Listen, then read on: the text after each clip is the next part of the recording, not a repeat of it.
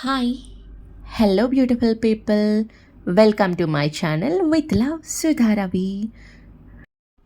మీ బాడీలో మీకు ఏ పార్ట్ అంటే ఎక్కువ ఇష్టం అని అడిగితే మీరు ఏం ఆన్సర్ ఇస్తారు? నేనైతే షూర్గా నా హెయిర్ అని చెప్తాను.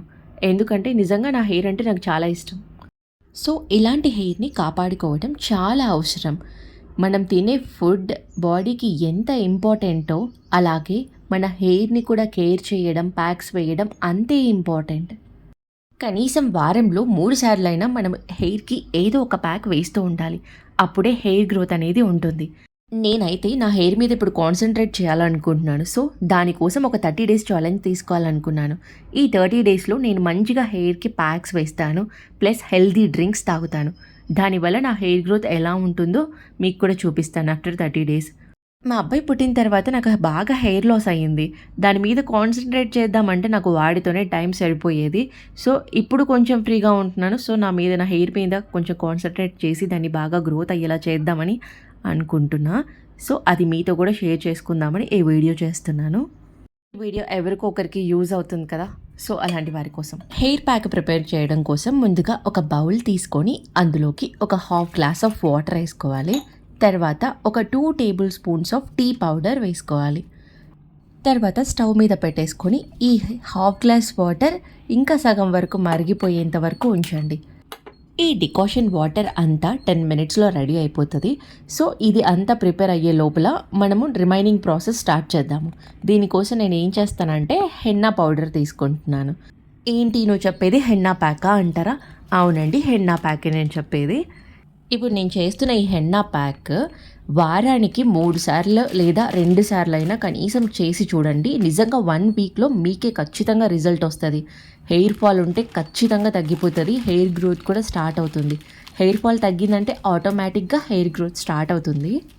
మనం కొంచెం ఓపిక్గా మన హెయిర్ మీద కాన్సన్ట్రేట్ చేస్తే దానికి తగ్గ పోషన్ అనేది మనం హెయిర్కి ఇస్తే ఆటోమేటిక్గా హెయిర్ ఫాల్ తగ్గుతుంది అండ్ హెయిర్ గ్రోత్ కూడా ఉంటుంది.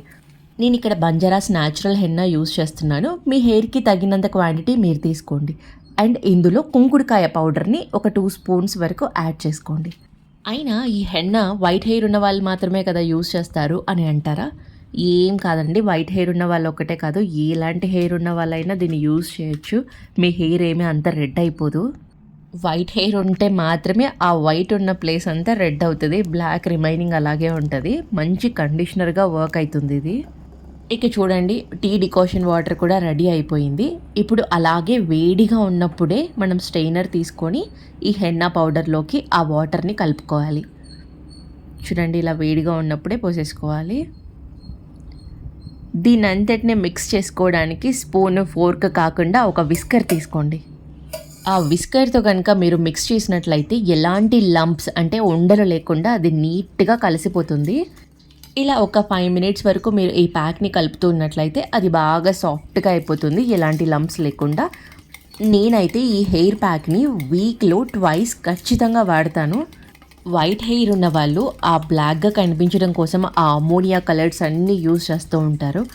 అలాంటి కలర్స్ అన్నిటినీ యూజ్ చేయడం వల్ల సైడ్ ఎఫెక్ట్స్ వస్తూ ఉంటాయి. మెయిన్గా హెడేక్, ఐస్కి ప్రాబ్లమ్స్ వస్తాయి.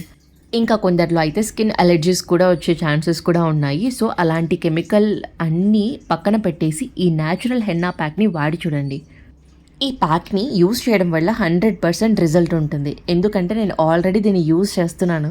ఏమంటే రెగ్యులర్గా చేస్తూ ఉంటే హెయిర్ ఫాల్ అనేది ఉండదు. ఈ ప్యాక్స్తో పాటు మనం తీసుకునే ఫుడ్ కూడా చాలా ఇంపార్టెంట్. అది ఇంకో వీడియోలో చెప్తాను. ఇలా హెయిర్కి అంతా నీట్గా అప్లై చేసుకొని 2 అవర్స్ తర్వాత వాష్ చేసుకోండి. అంతే.